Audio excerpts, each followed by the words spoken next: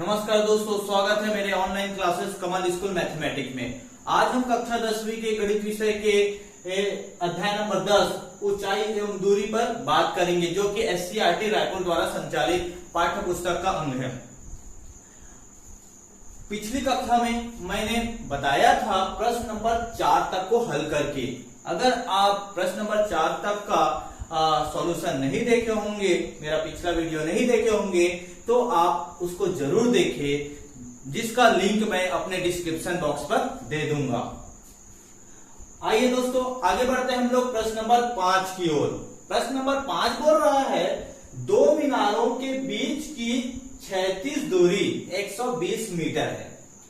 दूसरी मीनार के शीर्ष से देखने पर प्रथम मीनार के शिखर का उन्नयन कोण 30 अंश है। यदि दूसरी मीनार की ऊंचाई 40 मीटर है तो प्रथम मीनार की ऊंचाई ज्ञात कीजिए। बहुत आसान है, हम लोग आधा पार्ट को प्रश्न को पढ़कर हम लोग डायग्राम बनाते हैं, उसी के से ही अगला बनेगा, मतलब इसका सॉल्यूशन बनेगा। देखते हैं, दो मीनारों के बीच की क्षैतिज दूरी। पहले तो दो मीनार होना चाहिए। मान लो एक मीनार ये है, पहला मीनार, और दूसरा मीनार ये है। ठीक है दोस्तों, अब देखिए इसमें क्या बोल रहा है, दो मीनारों के बीच की क्षैतिज दूरी, मतलब क्षैतिज मतलब इसकी बीच की दूरी कितना है, 120 मीटर। 120 मीटर। उसके बाद बोला दूसरी मीनार के शीर्ष से देखने से, ये दूसरी मीनार का शीर्ष है, शीर्ष से देखने पर प्रथम मीनार के शिखर का उन्नयन कोण, मतलब ये शिखर, ये अगर उन्नयन कोण बनेगा तो इससे साबित होता है कि प्रथम मीनार दूसरे मीनार से बड़ा है। उसके शिखर से उन्नयन कोण बोल रहा है। अगर यहां से बोलेंगे शीर्ष से उन्नयन कोण है तो क्षैतिज रेखा हो जाएगा, उन्नयन कोण बनेगा नहीं बनेगा, तो ये बड़ा होगा प्रथम मीनार। तो प्रथम मीनार मान लो क्या है, AB, और ये दूसरा मीनार क्या है, CD। यहां तक समझ में आया। ये बोल रहा है कि दूसरे मीनार के शीर्ष से देखने पर, यहां से देख रहे हैं हम लोग इधर, प्रथम मीनार के शिखर का उन्नयन कोण, मतलब इसका उन्नयन कोण कितना है, शिखर का उन्नयन कोण 30 अंश है। मतलब इसको हम लोग एक क्षैतिज रेखा से खींचना पड़ेगा। ये हो गया 30 अंश। अब देखो ये जो पॉइंट बन रहा है इसको भी दे सकते हो E। अब पूछ रहा है, यदि दूसरे मीनार की ऊंचाई क्या है, 40 मीटर। दूसरा मीनार ये CD, इसकी ऊंचाई कितना है, 40 मीटर। ये 40 मीटर है CD, पूरा CD 40 मीटर है। अब पूरा प्रथम मीनार की ऊंचाई ज्ञात कीजिए, मतलब यहां से लेके यहां तक की ऊंचाई याद करना है AB। इसका मान क्या है, H। तो अब सॉल्यूशन करते हैं दोस्तों, बहुत आसान है इसका सॉल्यूशन। हमको देखो क्या निकालना है, प्रथम मीनार की ऊंचाई ये निकालना है, H। तो सबसे पहले ये देखो, ये तो H निकालना, उसको लिख लो। माना प्रथम मीनार की ऊंचाई क्या है, H है। प्रथम मीनार की ऊंचाई H, ये H मान लिया हम लोग प्रथम मीनार की। अब देखो क्या निकालना है हमको, यही निकालना है प्रथम मीनार की ऊंचाई। अब इसको निकालने के लिए हमको क्या क्या की जरूरत पड़ेगा, देखो एंगल तो यहां दिया है 30 अंश, तो हमको काम रहेगा इसी त्रिभुज से, त्रिभुज ACE में। अब ये देखो ACE में क्या क्या चाहिए, सबसे पहले तो इसका मान चाहिए CE। आप लोग बता सकते हो CE का मान क्या होगा, देखो BD और CE दोनों क्या है, पैरेलल है, बराबर, और दोनों क्या ऐसा है, बराबर है। तो ये 120 AB है, तो 120 मीटर ये भी होगा 120 मीटर। मतलब आप लोग लिख सकते हो, दिया है, ज्ञात है, दिया है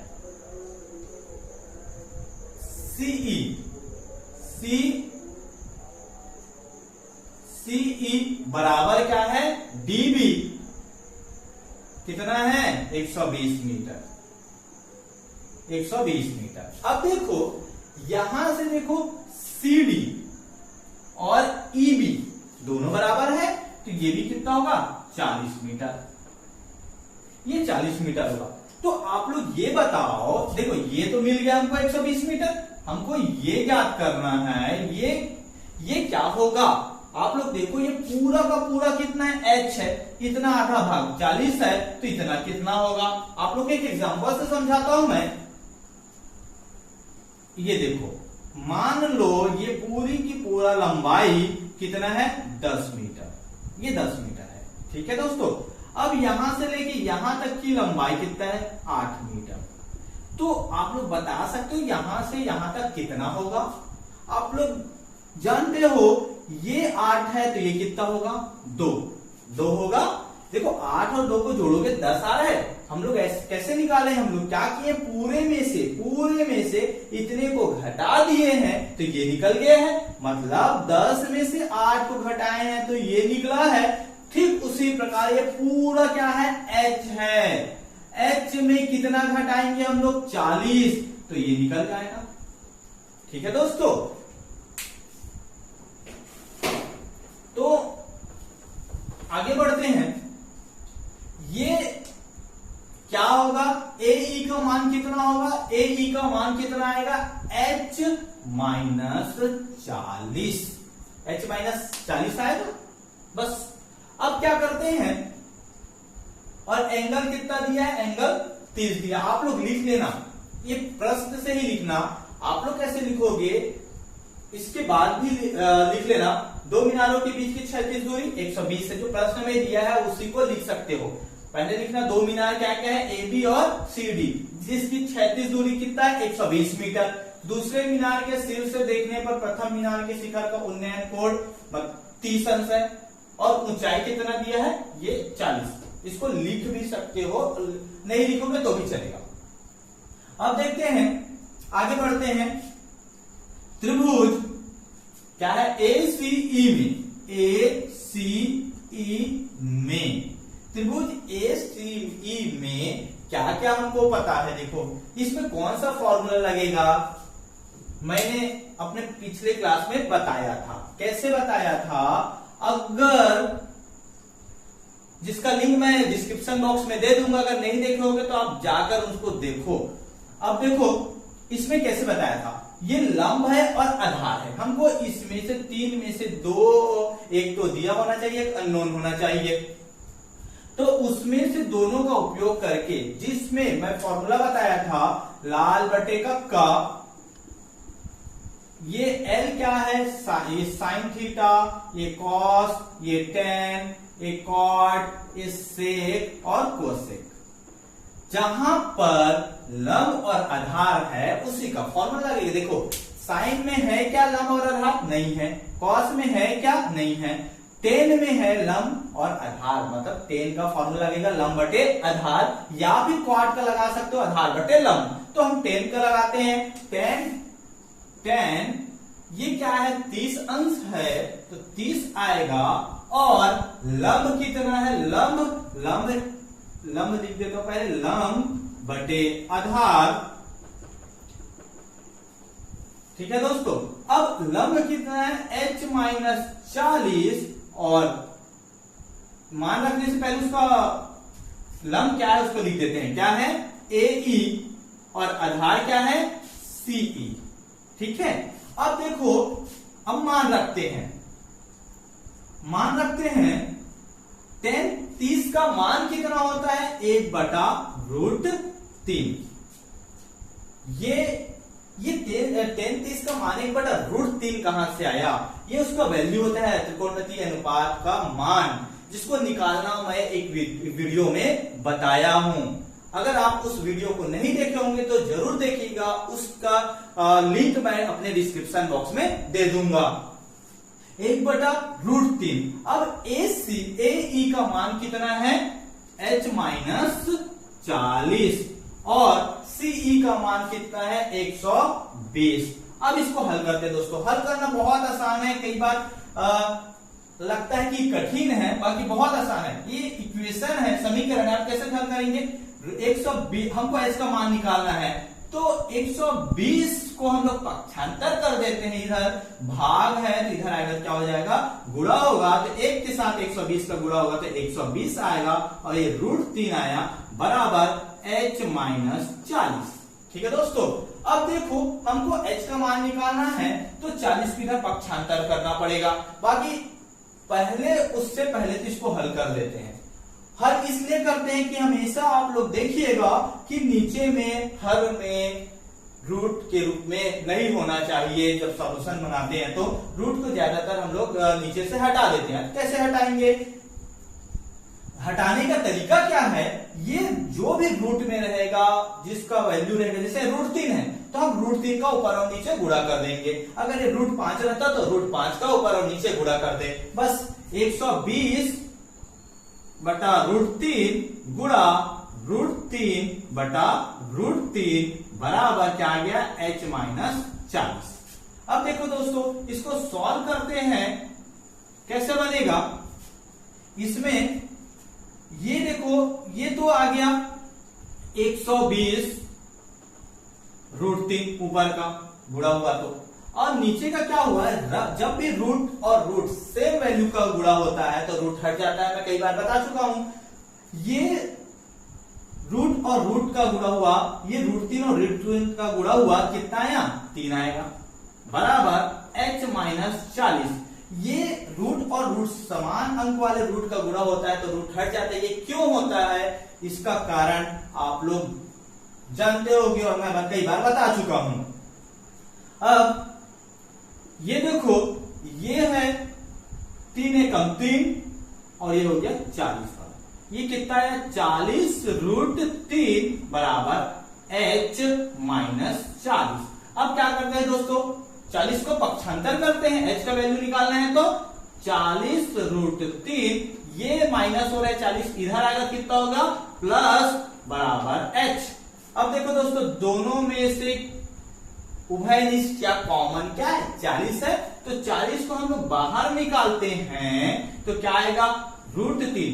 उभयनिष्ठ जो बाहर निकालते कॉमन निकालते, इसका मतलब क्या है, जिसको कॉमन दोनों में है, जो कॉमन है उसको बाहर निकालेंगे, उसका मतलब है उसी वैल्यू को उसमें भाग देना। जैसे इस वैल्यू को इसमें भाग देंगे, डिवाइड करेंगे, 40 कटेगा तो √3 बचा, इस वैल्यू को इसमें डिवाइड करेंगे तो कितना बचेगा 1, तो ये आ गया +1 बराबर h। अब यही इसके आगे तो सॉल्व नहीं होगा, अगर और करना चाहते हो और ज्यादा और करना चाहते हो √3 का मान रखना पड़ेगा, उसके बाद आप हल कर सकते हो। बाकी आप इतना ही आंसर लिख सकते हो, h बराबर क्या आएगा 40 √3 + 1, और ये किसमें दिया मीटर में, तो मीटर, मतलब ये आएगा उसका आंसर 40 √3 + 1, ये ब्रैकेट में।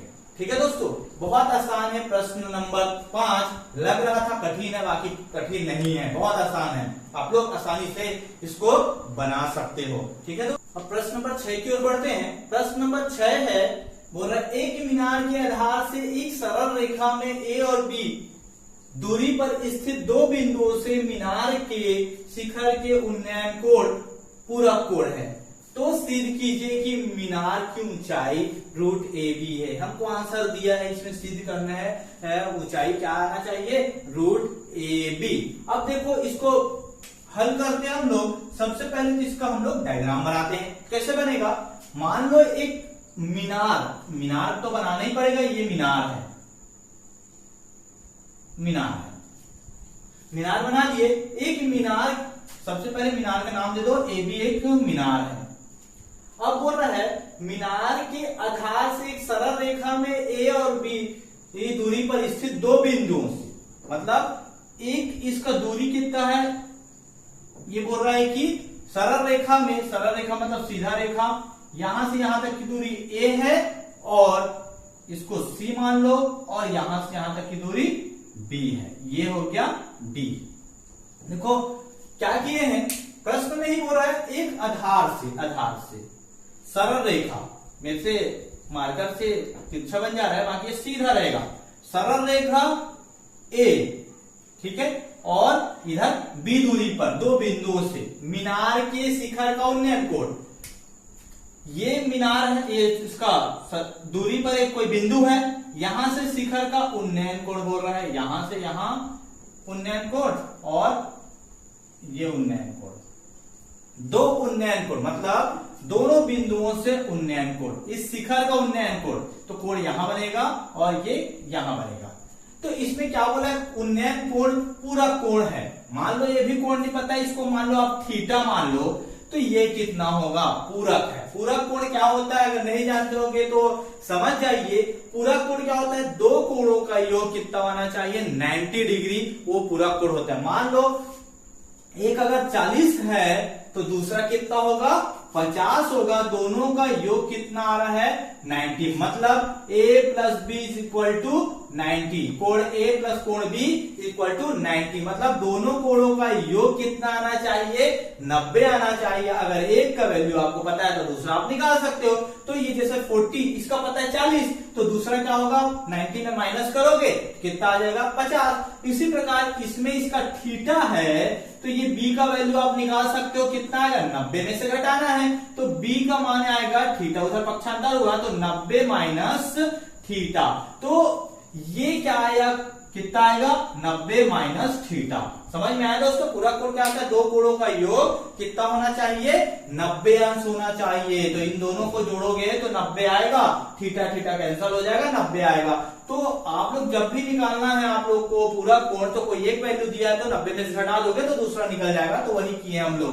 अब देखो दोस्तों इसमें क्या क्या है, सबसे पहले अब मीनार की ऊंचाई हमको क्या सिद्ध करना है, मीनार की ऊंचाई √AB, तो आप इसको h मान लेना, तो लिखना माना मीनार की ऊंचाई, मीनार की ऊंचाई क्या है, h है, ठीक है दोस्तों। अब क्या है, अब हमको क्या क्या पता है, CB बराबर A लिख सकते हो आप लोग, CB बराबर A और BD बराबर B, ये तो दिया है हमको, ठीक है। अब क्या करेंगे, अब हम हल करते हैं, कैसे सॉल्व करेंगे, दो त्रिभुज, ये दो त्रिभुज दिख रहा है, दोनों को लेकर हम लोग सॉल्व करते हैं। कैसे सॉल्व करते हैं, त्रिभुज CBAB, या तो ABC में, ABC कहां पर नजर आ रहा है, ABC, इस वाले त्रिभुज पे बात करते हैं। सबसे पहले ये देखो इसमें क्या लगेगा, कौन सा फॉर्मूला लगेगा, एक लंब दिया है और एक आधार है, तो कौन सा लगेगा, sine cos tan cot sec cosec में कौन सा लगेगा, टेन लगेगा। मैं बता चुका हूं कई बार, टेन लगेगा, तो टेन थीटा, क्यों टेन लगेगा बताया था, क्योंकि टेन के फॉर्मूले में क्या आता है, लंब और आधार दोनों आता है, तो ये लंब है और आधार है, तो टेन थीटा बराबर क्या होता है, लंब बटे आधार। अब ये क्या होता है, लंब क्या है जिसमें AB और आधार कितना है, BC, ठीक है दोस्तों। अब देखो इसका वैल्यू पुट करते हैं, टेन थीटा का वैल्यू तो हमको नहीं पता, टेन थीटा ही लिखो अभी, और AB कितना है, H, और BC कितना है, A। इसको हम लोग क्या करते हैं, समीकरण 1 मान लेते हैं, समीकरण 1। अब क्या करते हैं, दूसरा त्रिभुज ABD में, त्रिभुज ABD में क्या है, इसमें देखो फिर से वही लगेगा, ये एंगल है और ये लंब है और आधार, इसमें भी लंब और आधार है, तो क्या आएगा, टेन थीटा नहीं आएगा, क्या आएगा इसमें, tan 90 minus theta, 90 minus theta is equal to क्या आएगा, लंब बटे आधार। इसमें लंब कितना है, AB है इसमें भी, और आधार कितना है, BD। अब देखो दोस्तों इसमें टेन, अब ये एक काम करते हैं, ये टेन 90 माइनस थीटा है, टेन 90 माइनस थीटा का फॉर्मूला क्या होता है, टेन 90 माइनस थीटा का फॉर्मूला होता है, इसको क्वाड में बदलते हैं, तो टेन 90 माइनस थीटा का फॉर्मूला होता है क्वाड थीटा। ये कैसे आता है, इसका भी मैं एक पूरा tan 90 minus theta, sin 90 minus theta, पूरा का फॉर्मूला का एक वीडियो बनाया हूं। अगर आप लोग उस वीडियो को नहीं देखे होंगे तो आप लोग जाकर जरूर देखिए, मैं अपने डिस्क्रिप्शन बॉक्स में उसको डाल दूंगा कि tan 90 minus theta cot theta कैसे आता है, उसको मैं बताया हूं। ठीक है दोस्तों, अब AB का मान कितना है, H है, और BD का मान कितना है, B है। तो ये tan 90 माइनस थीटा को हम लोग cot थीटा लिख दिए। अब इस cot थीटा को tan में बदलेंगे तो ये किसका उल्टा होता है, tan थीटा। हम लोग ये जानते हैं, आप लोग यहां पर चाहोगे तो फॉर्मूला लिख देना, tan 90 माइनस थीटा बराबर क्या होता है, cot थीटा। अब इस cot थीटा को ये tan में, इसको भी tan में बदलेंगे, tan 90 माइनस थीटा को, मतलब ये इसको बदल दिया cot में, अब cot थीटा को फिर से tan में बदलेंगे तो कैसे आएगा, cot थीटा को जब tan में बदलोगे तो ये होता है 1/tan थीटा बराबर H/B। आप लोग इसका फॉर्मूला लिख देना कि cot theta is equal to क्या होता है, 1/tan थीटा।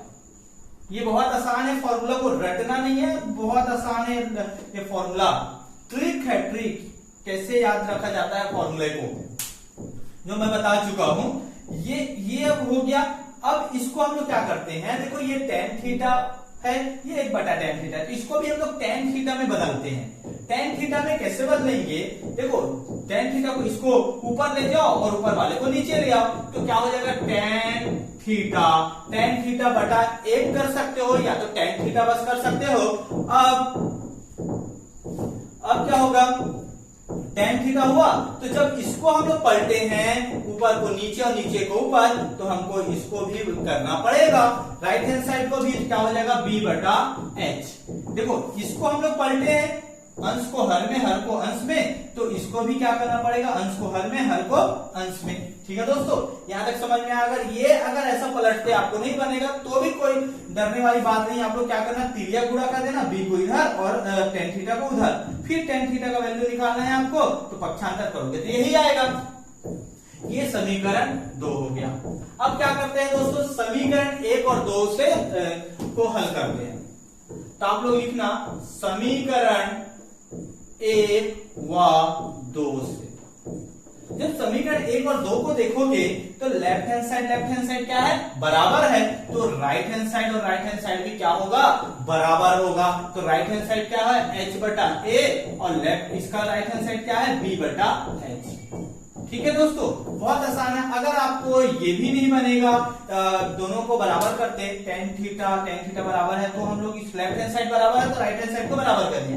अगर आपको ऐसा भी नहीं बनता तो आप क्या करना, इस tan थीटा का वैल्यू को पुट कर देना यहाँ पर, तो आखिर वही तो आया। तो आप ऐसा भी लिख सकते हो। अब आगे सॉल्व करते हैं, तो अब देखो ये तिरिया गुणा करते हैं, H का गुणा इधर H होगा, तो H/H बराबर A/B, मतलब इसका गुणा इधर और इसका गुणा इधर, इसको तिरिया गुणा बोलते हैं, क्रॉस मल्टीप्लीकेशन। अब क्या करते हैं, ये क्या हो जाएगा, H² हो जाएगा A/B। अब क्या करो, देखो H का वैल्यू निकालोगे तो इधर वर्ग है, तो उधर जगह क्या हो जाएगा, वर्गमूल बन जाएगा। तो ये वर्ग घात 2 हटेगा, तो क्या हो जाएगा, यहाँ पर वर्गमूल हो जाएगा। यही तो प्रूफ करना था, सिद्ध हुआ, सिद्ध हो गया। बहुत आसान है सिद्ध करना, बहुत ही आसान है। देखो कितना इजीली ये सिद्ध हो गया। ये भी ऊंचाई आप लोग लिख सकते हो, सिद्ध हुआ कि मीनार की ऊंचाई √AB है। ठीक है दोस्तों, अब ये था प्रश्न नंबर 6 तक का सॉल्यूशन। अब हम आगे बढ़ते हैं प्रश्न नंबर 7 की ओर। प्रश्न नंबर 7 बोल रहा है, 15 मीटर ऊंचे एक भवन के शिखर से किसी मीनार की चोटी का उन्नयन कोण 60 अंश है तथा मीनार के पाद का अवनमन कोण 30 अंश है, तो मीनार की ऊंचाई एवं भवन से मीनार की दूरी ज्ञात कीजिए। देखो इसको डायग्राम बनाते हैं हम लोग हल में, सॉल्यूशन में क्या करते हैं, 15 मीटर एक ऊंचे एक भवन, मतलब एक भवन बना देते हैं जो कि कितना है, 15 मीटर है। मान लो ये कितना है, 15 मीटर ऊंचा भवन। आप लोग इसको मान सकते हो ए बी एक भवन है जिसकी ऊंचाई कितना है, 15 मीटर। उसके बाद हो रहा है ऊंचे एक भवन के शिखर से शिखर से, यहां से किसी मीनार की चोटी का उन्नयन कोण, मतलब ये चोटी, मतलब एक मीनार बनाएंगे, इस मीनार को हम लोग क्या मान देते हैं, सीडी, सीडी, ये मीनार हो गया सीडी। तो क्या बोल रहा है, किसी भवन के शिखर से किसी मीनार की चोटी, ये मीनार की चोटी है, का उन्नयन कोण कितना है, 60 अंश। कितना है, 60 अंश। तो कैसे बनेगा, यहाँ पर ये 60 अंश हुआ। इसको मान लो आप लोग, एक ई मान लो, कोई भी बिंदु। अब क्या बोल रहा है, मीनार के पाद का अवनमन, पाद मतलब नीचे, ये मीनार का पाद है, का अवनमन कोण, अवनमन कोण कहाँ बनता है, ऊपर में बताया था, ऊपर से जब नीचे में देखते हैं तो ये अवनमन कोण यहां से दिखेंगे, तो ये बनेगा, कितना बनेगा, ये 30 अंश, ये 30 अंश, ये बना 30 डिग्री, कितना है, 30 अंश। तो मीनार की ऊंचाई एवं भवन की मीटर से की दूरी ज्ञात है भवन से। तो आप लोग लिखना, माना मीनार की ऊंचाई, मतलब ये मीनार, इसको ज्ञात करना है हमको। माना मीनार की ऊंचाई कितना है, h, माना मीनार की ऊंचाई, ऊंचाई कितना है, h, तथा भवन से मीनार की दूरी, ये भवन है और मीनार, इसको x मान लो, तथा भवन से मीनार की दूरी कितना है, x है। भवन से मीनार की दूरी कितना है, x है। अब क्या करते हैं, अब हमको क्या क्या और है, आप लोग लिख लेना, मैं नहीं लिख रहा हूं, लिख सकते हो आप लोग इसी को। भवन के शिखर से मीनार की चोटी की का उन्नयन कोण 60 अंश है, और मीनार का अवनमन कोण कितना, पाद से अवनमन कोण कितना है, 30 अंश। इसको लिख लेना।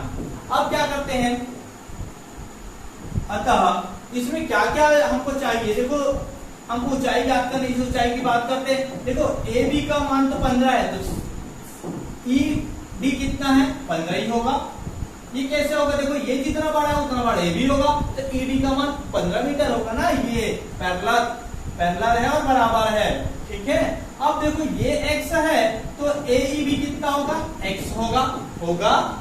अब आप लोग बता सकते हो, हमको ये ऊंचाई ज्ञात करना है। चलो अभी और देखते हैं, ए बी क्या हो गया, ए ई का मान कितना होगा, ए ई बराबर कितना हो गया, x, और ई डी जिसकी जरूरत है उसको लिख देते हैं, ई डी का मान कितना आएगा, 15 मीटर। अब देखते हैं, अब हमको क्या निकालना है, x और h निकालना है, तो इसको आप लोग लिख सकते हो h माइनस 15, ये h माइनस 15 आएगा। कैसे आएगा, आपको सीई का वैल्यू निकालना है, पूरे में से इतने को घटा दोगे तो ये आ जाएगा। तो h में हम 15 घटाए तो ये सीई का वैल्यू आ गया। तो आप लोग लिख सकते हो सीई बराबर कितना, h माइनस 15। यहां तक हो गया। अब क्या करते हैं हम लोग, देखो हमारे पास दो ऑप्शन है, एक तो आप इसको हल करो तो x का मान निकलेगा, और इसको हल करोगे तो h का मान निकलेगा। तो हम पहले इसको हल करेंगे। तो ये लंब दिया और आधार दिया, बाकी एंगल दिया है नहीं दिया है, बाकी आप लोगों को पता है, आप लोगों को बता दूं मैं, जैसे ये कोई पैरेलल है, ठीक है, इसमें कोई ऐसा कोई तिर्यक रेखा काट रहा है, तो ये जो जितना एंगल रहेगा ना उतना ही एंगल ये रहेगा, ये कहलाता है एकांतर कोण। एकांतर कोण का मान हमेशा बराबर होता है। देखो ये तो पैरेलल है, ये पैरेलल यही है, ये पैरेलल है, ये दोनों पैरेलल है, इसको ये तिर्यक रेखा काट रहा है, तो काट रहा है जब ये 30 अंश का है तो ये भी कितना होगा, 30 अंश का। कहां से, एकांतर कोण से। एकांतर कोण हम लोग छोटे क्लास में पढ़ चुके हैं। अब देखो ये हो गया। अब त्रिभुज डालो, त्रिभुज ए बी डी में, त्रिभुज ए बी डी में क्या होगा, कौन सा फॉर्मूला लगेगा, tan का ही लगेगा, क्योंकि ये लंब और आधार दिया है। तो ठीक है, tan ये कितना है, 30 अंश है, तो 30 अंश रहेगा, बराबर लंब बटा आधार, लंब कितना है, क्या है, ए बी, और आधार कितना है, बी डी है सर, बी डी। अब वैल्यू पुट करते हैं। tan 30 का मान कितना होता है, हम लोग कई बार पढ़ चुके हैं अभी, 1/√3, और ए बी का मान कितना दिया है, 15, और ये दूरी दिया है x। तो x का मान निकालोगे तो इधर त्रिज्या गुणा कर दो, x इधर आ जाएगा और √3 इधर चला जाएगा, तो 15√3। अब ये x का वैल्यू है, x का वैल्यू है। इसको वैल्यू को आप आगे भी लिख सकते हो, आप इतना लिखो, ये x दूरी है, तो आप इसका उत्तर में लिख देना, भवन से मीनार की दूरी कितना है, 15√3 मीटर। अलग से लिख देना 15√3 मीटर। इसके बाद क्या होता है, ये तो है, इसके बाद इसको आप आगे और सॉल्व कर सकते हो। सॉल्व कैसे, √3 का मान रख देना 1.732, इसका वैल्यू का मान √3 का मान रख के 15 से मल्टीप्लाई कर दोगे तो भी और उसका आगे का निकाल सकते हो, बाकी इतना भी लिखोगे तो आंसर सही है। अब हमको क्या निकालना है, ये तो हो गया, अब हमको ऊंचाई निकालना है। तो ऊंचाई निकालने के लिए हमको यही वाला त्रिभुज पे बात करते हैं। त्रिभुज क्या हो गया, ए ई सी में, त्रिभुज ए ई सी में, मतलब इस त्रिभुज में x का वैल्यू कितना निकला, कितना आ गया, ये 15√3, 15√3 आ गया, 15√3 निकाले हम लोग। अब देखो ए सी ई में क्या होगा, फिर ये 60 डिग्री है और ये लंब है और ये आधार है, तो वही लगेगा फॉर्मूला, tan इस बार डिग्री 60 हो जाएगा और क्या हो जाएगा, लंब बटा आधार, लंब बटा आधार। लंब क्या है, लंब कितना है, CE है लंब, और आधार क्या है, AE का मान x, tan 60 का मान क्या होता है, √3, और CE का मान क्या है, h-15, और AE को हम लोग क्या लिए हैं, इसमें x लिए हैं, और x का वैल्यू क्या आया है, x का वैल्यू, x का वैल्यू है 15√3 बराबर h-15 बटा कितना आया, x का वैल्यू कितना है, 15√3। अब इसको सॉल्व करते हैं दोस्तों। कैसे सॉल्व होगा, ये बहुत आसान है, ये भाग और इधर आएगा, क्या हो जाएगा, गुणा होगा, तो कितना आएगा, ये √3 गुणा कितना होगा, 15√3 बराबर कितना हुआ, h-15। अब देखो दोस्तों, √3 का मल्टीप्लाई होगा, कितना आएगा, 3 आएगा, 3 आएगा, तो 15 गुणा कितना हो गया, 3। इसको कैसे किए हैं, रूट और रूट को एक साथ गुणा किए हैं तो रूट हट जाता है, ये 15 गुणा 3 और h-15। अब क्या हो गया, 15 दिया 45 बराबर h-15। अब 15 इधर क्या कर रहा है, माइनस हो रहा है, इधर आएगा क्या हो जाएगा, प्लस होगा, 45 + 15 बराबर h, कितना आएगा, 5 5 10 4 5 60, ये हो गया h। तो आप लोग इसको क्या लिख सकते हो, ऊंचाई, तो मीनार, भवन से मीनार, इसको लिखे भवन से, भवन की ऊंचाई, भवन की ऊंचाई, भवन की ऊंचाई कितना है, 60, क्या है, मीटर में है, सब किया है मीटर में, 60 मीटर। और भवन से मीनार की दूरी, भवन से मीनार की दूरी कितना है, कितना निकाले हैं, 15√3 मीटर। ठीक है दोस्तों, बहुत आसान है ये, आप लोग इसको हल करके देखिएगा। अगर फिर भी डाउट होगा तो मेरे को कमेंट बॉक्स में लिखकर पूछ सकते हैं मेरे से, तो मैं और समझाने की कोशिश करूंगा। मुझे लगता है कि आपको समझ में आ गया होगा ये। अब हम लोग आगे बढ़ते हैं प्रश्न नंबर 8 की ओर। प्रश्न नंबर 8 बोल रहा है, नदी के एक किनारे पर दो बिंदु ए और बी के बीच की दूरी 40 मीटर है। नदी के एक किनारे के समांतर दूसरे किनारे पर बिंदु सी है। इस प्रकार है कि कोण BAC बराबर 60 अंश और कोण ABC बराबर 30 अंश। तो नदी की चौड़ाई ज्ञात कीजिए। ये चित्र ये प्रश्न में दिया हुआ है। कई बार परीक्षा में आएगा तो ये नहीं दिया रहेगा, तो आपको प्रश्न को पढ़कर इसको बनाना पड़ेगा। तो देखो बनाते कैसे हैं वो भी मैं बता दूं। नदी के एक किनारे पर दो बिंदु ए बी है। ये नदी के किनारे में ले लेना, दो बिंदु ले लेना ए और बी के बीच की दूरी 40 मीटर, मतलब यहां से लेके यहां तक की दूरी कितना है 40 मीटर। ये कितना है टोटल 40 मीटर, 40 मीटर। इसके बाद क्या बोल रहा है, नदी के एक किनारे के समांतर, ये नदी है उसके एक किनारे के समांतर, समांतर मतलब बराबर में समांतर, तो समांतर ये दूसरा किनारा, समांतर दूसरे किनारे पर बिंदु सी, इस प्रकार कोई बिंदु सी ले लेना।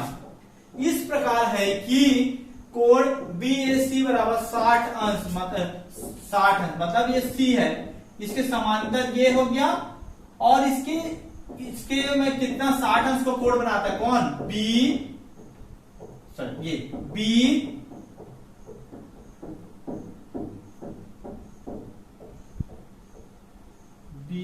हाँ ठीक BAC कितना अंश का कोण बनाता है 60 अंश का। फिर ABC कोण ABC ये कोण कितना बनाता है 30 अंश का। तो नदी की चौड़ाई ज्ञात कीजिए। चौड़ाई मतलब ये दूरी ज्ञात करना है हमको। माना नदी की चौड़ाई कितना है h है। अगर आपको क्या है हल करते हैं, चित्र तो पहले दिया हुआ है, नहीं दिया रहेगा तो आप लोग इसको बना सकते हैं प्रश्न को पढ़ के। क्या होगा अब देखो, माना नदी की चौड़ाई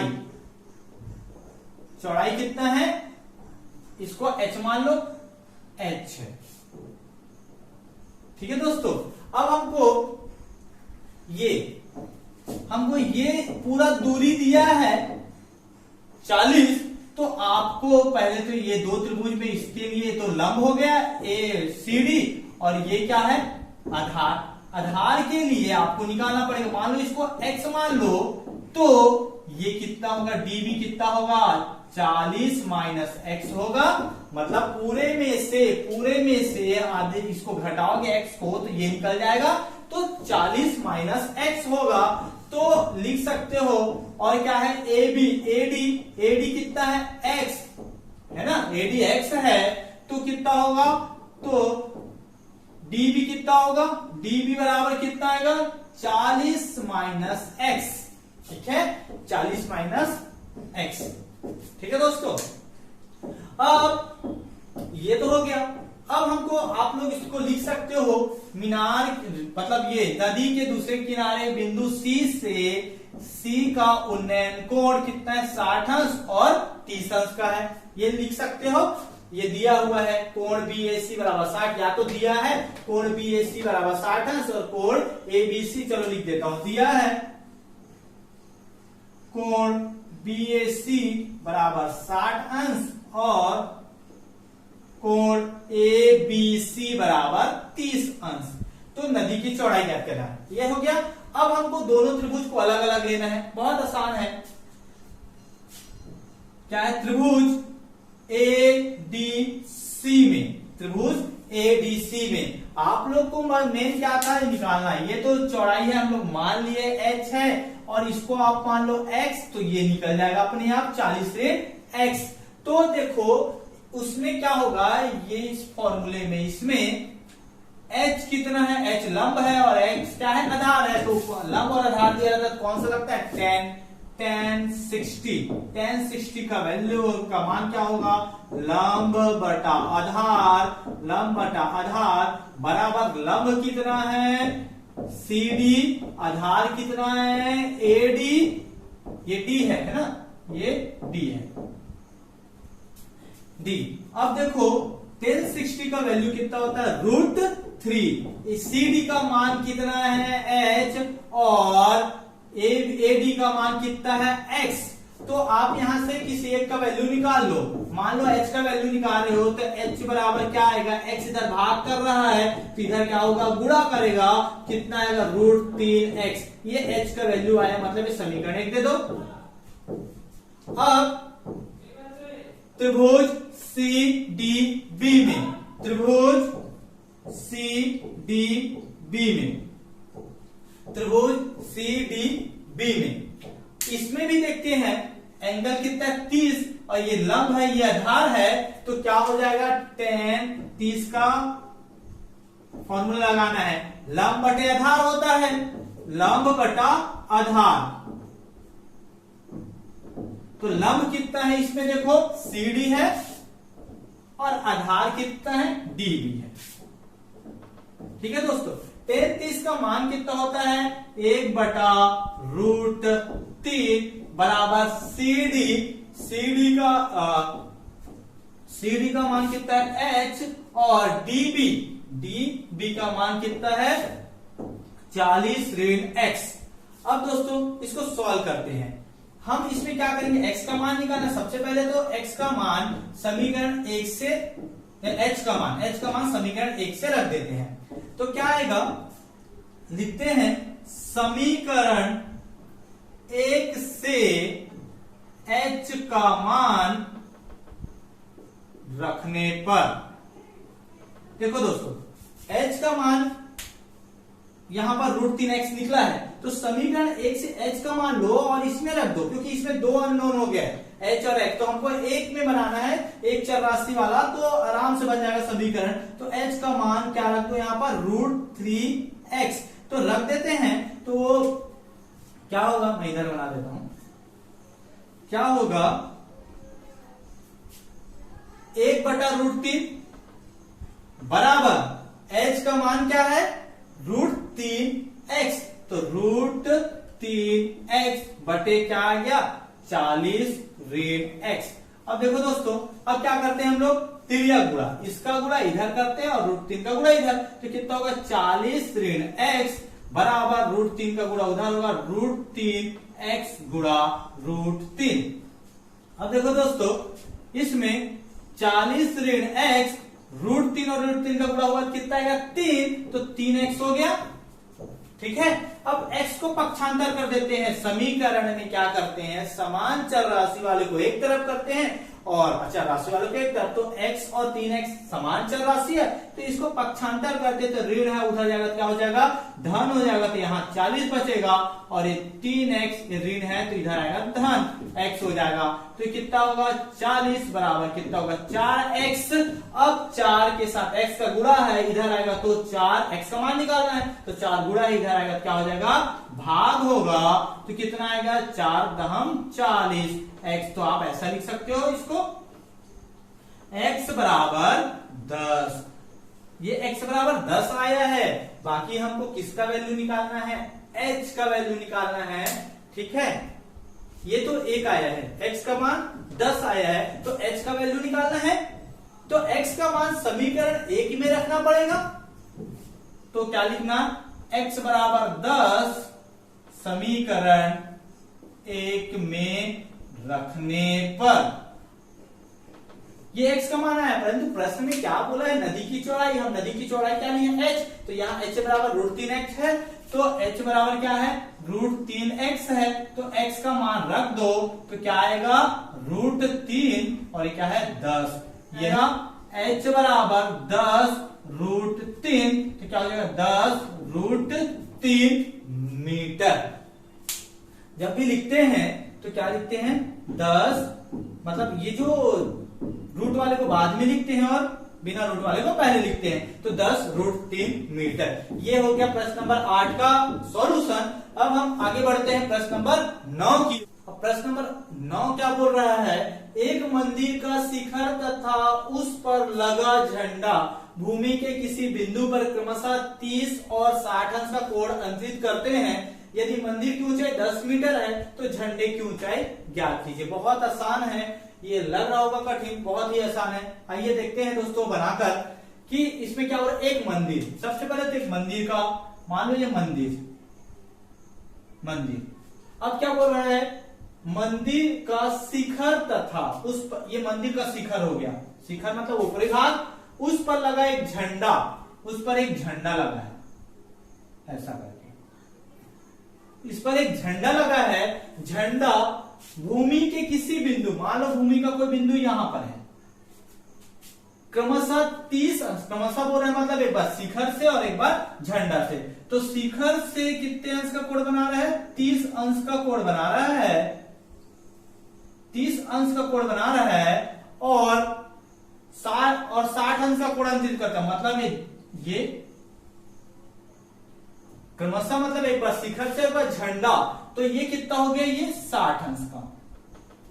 ठीक है दोस्तों, और यदि मंदिर की ऊंचाई 10 है, ये मंदिर है, मान लो ए बी मंदिर है और ये सी ए और ये डी, तो ए बी कितना है, ए बी की ऊंचाई 10 मीटर, तो झंडे की ऊंचाई ज्ञात करनी, हमको यहां की ऊंचाई ज्ञात करनी, झंडा, ये झंडा का ऊंचाई। ठीक है दोस्तों, तो आप इसको क्या लिख सकते हो, मानो झंडा की ऊंचाई कितना है, h, तो लिखना हल, माना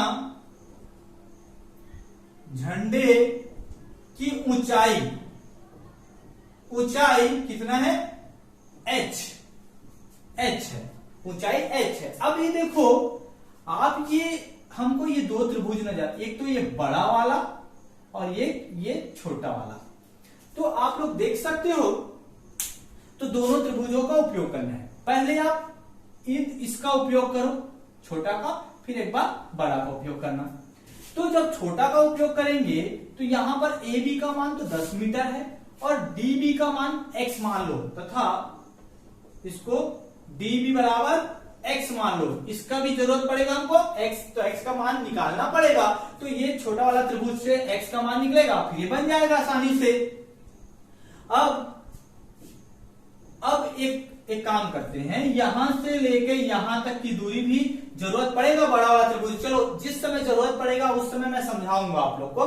पहले एक तो त्रिभुज, छोटा वाला त्रिभुज को लेके बनाते हैं। त्रिभुज क्या है, ए डी बी में, त्रिभुज ए डी बी में ये कौन सा लंब है और ये धार है, तो किसका फॉर्मूला लगेगा, tan का, tan, तो tan और कौन सा एंगल पे, ये देखो ये वाला एंगल पे निकाल रहे हैं हम लोग, तो ये क्या हो गया त्रिभुज पे, तो ये कितना हो गया 30, तो tan 30 अंश बराबर लंब बटा आधार, तो लंब क्या है इसमें ए बी और आधार कितना है बीबी, डीबी। अब ये 33 का मान क्या होता है, 1/√3, ए बी का मान कितना दिया है देखो दोस्तों 10, आप लोग लिख सकते हो यहां, अतः या तो कितना है ए बी, या दिया है करके लिख दो, दिया है ए बी बराबर 10 मीटर। अब ये 10 हो गया, और डीबी कितना है, डीबी कितना है x का वैल्यू निकालेंगे, तिरिया गुणा x को इधर ले जाओ, x को, और √3 इधर जाएगा, तिरिया गुणा इधर और इधर, तो 10√3, ये किसका मान निकला, x का मान निकला। ठीक है दोस्तों, परंतु प्रश्न में हमको x का मान पूछे नहीं, झंडे की ऊंचाई पूछा, झंडे की ऊंचाई h है, परंतु h को निकालने के लिए हमको x निकालना पड़ा। अब क्या करो, देखो दोस्तों, अब यहां पर त्रिभुज किसमें, ये बड़ा वाले में, सी डी बी में या बी सी डी में, त्रिभुज बी सी डी में, बी सी डी में आप लोग के जहन में ये सवाल भी आ रहा होगा दोस्तों कि ये वाला त्रिभुज भी तो है सी ए डी, परंतु मैं ले रहा हूं सी बी डी। देखिए दोस्तों, जब भी आप लोग लेंगे तो राइट एंगल ट्रायंगल लेना, या उसको बोलते हैं हिंदी में समकोण त्रिभुज। ये तो समकोण त्रिभुज नहीं है, समकोण त्रिभुज ये 90 अंश, यहां पर 90 अंश का बना है, ये समकोण है, 90 अंश ये है बी, तो इसलिए हम लोग बड़ा वाला को लिए हैं। ठीक है दोस्तों, अब क्या करेंगे, क्योंकि त्रिकोणमितीय अनुपात हमेशा समकोण त्रिभुज में ही लागू होता है, उसको ध्यान रखिएगा। अब इसमें देखो कौन सा फॉर्मूला, ये पूरा कितना है 60 अंश का, ये बड़ा वाला त्रिभुज में कितना अंश का बन रहा है 60, तो tan 60 अंश, और tan को ही क्यों लिए, क्योंकि लंब और आधार tan में है, साइन कॉस में नहीं है, इसलिए हम लोग tan कर लिए। अब इसका लंब कितना है, बड़ा वाला CB, आधार कितना है DB, आप लोग लिख देना लंब बटा आधार, इस बार नहीं लिखा हूं, लंब बटा आधार, सी भी लंब है और डी भी आधार। अब हमको सी बी का मान निकालना है, सी बी। तो यहां पर एक चीज याद रखना, सी बी कितना है, सी बी देखो यहां से यहां तक 10 है और ये दोनों जुड़ेगा, ए सी प्लस ए बी जुड़ेगा तभी तो सी बी आएगा। तो सी बी का मान कितना होगा, सी बी का मान होगा 10 प्लस एच, या एच प्लस 10 कर दो, कोई बात नहीं, जैसा भी कर सकते हो, एच प्लस 10। मतलब ये और ये जुड़कर ही तो पूरा बनेगा। तो आप लोग यहां पर लिख लेना सी बी बराबर कितना है, एच प्लस 10। तो सी बी बराबर यहाँ 1060 का मान कितना होगा, चलो यहां लिख देता हूं मैं, सी बी बराबर कितना आएगा, एच प्लस 10। ठीक है दोस्तों, ये 1060 का मान होता है √3, सी बी का मान कितना आया, एच प्लस 10, और डी बी का मान कितना है, एक्स है। अगर आप लोग को अगर इसमें परेशानी हो, ये देखो दोस्तों, ये और ये दोनों तो जोड़कर तो ये पूरा बनेगा, तो वही है सी बी का मान। अब ठीक है, पूरा करते हैं, नहीं पहले तो x का मान रख देते हैं, ठीक है, √3 और h प्लस 10 बटा x। तो x का मान कितना है, x का मान क्या है, निकाले 10√3, तो √3 बराबर h प्लस 10 और क्या है 10√3। अब 10√3 भाग इधर घर जाएगा, क्या हो जाएगा, गुणा होगा, √3 गुणा 10√3 बराबर h प्लस 10। अब देखो दोस्तों, √3 का गुणा होगा कितना आएगा, 3 बस आएगा, तो 10 गुणा 3 बराबर h प्लस 10। अब ये कितना हो जाएगा, 10 तिया 30 और h प्लस 10, और 10 क्या कर रहा है, इधर प्लस है, इधर आएगा क्या हो जाएगा, माइनस होगा, 30 माइनस 10 बराबर h। तो 30 में से 10 गया कितना आया, 20, और ये हो गया h, मतलब h बराबर कितना आया, 20। अब ये मीटर में है, ये देखो मंदिर की ऊंचाई, झंडे की ऊंचाई कितना है, h है, और मीटर में तो मीटर में h मीटर। आप लोग आंसर में लिख लेना, झंडे की ऊंचाई बराबर 20 मीटर। बहुत ही आसान है दोस्तों। आई होप मुझे लगता है कि आप लोग को समझ में आया होगा। अगर समझ में नहीं आया होगा तो आप लोग कमेंट बॉक्स पे लिखिए कौन से क्वेश्चन पे आपको डाउट है, उसको मैं फिर से समझाने की कोशिश करूंगा। और साथ ही साथ आप लोग एग्जाम्पल को भी बनाइए, उदाहरण को भी। अगर कोई भी उदाहरण में आप लोग को डाउट है, कोई भी एग्जाम्पल में आपको डाउट है, तो उसका एग्जाम्पल नंबर को लिख के आप लोग कमेंट बॉक्स में कमेंट कर सकते हैं, जिससे मैं एक वीडियो बनाऊंगा जिसमें पूरा एग्जाम्पल कराएगा। उसमें वही क्वेश्चन को लूंगा जिसमें आपको डाउट होगा, उसी क्वेश्चन को लूंगा। तो आप लोग इसको बार बार देखिए और बनाने की कोशिश कीजिए। बहुत आसान है, बहुत आसानी से बन जाएगा। दोस्तों, अगर मेरा वीडियो आपको अच्छा लगा होगा तो लाइक कीजिए, शेयर कीजिए और बेल आइकन को दबा दीजिए, जिससे कि मैं जब भी अपना वीडियो डालूं तो आप लोग तक पहुंच सके। तो ज्यादा से ज्यादा शेयर कीजिए, अपने दोस्तों तक पहुंचाइए, जिससे उन लोग भी इसको पढ़ सके। Thank you so much.